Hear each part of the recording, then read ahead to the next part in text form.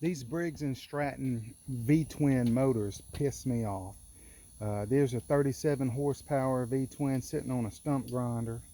I've got a V-Twin sitting on a mower, and I hate how the compression of the motor is so great that sometimes you can't even start the thing up.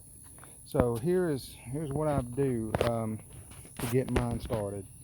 Of course, I'll turn the key on, and then whenever I turn the key on and try to start it, I will tap the starter right there. I'm going to try to, I really need 3 hands to do this, but I'm going to try to do it with 2 hands. So we'll see how this works out. Anyway, here we go. Nope, that's not going to work. Let me see if I can set my phone up right here.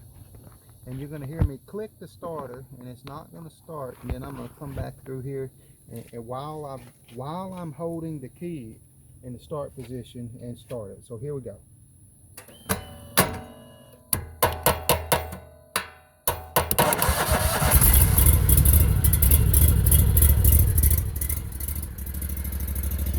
What that does is create vibration in there. So whatever misalignment's going on, whatever, it'll give it enough to turn the engine over, so that way you don't have to tear into it and do all that compression release bull crap.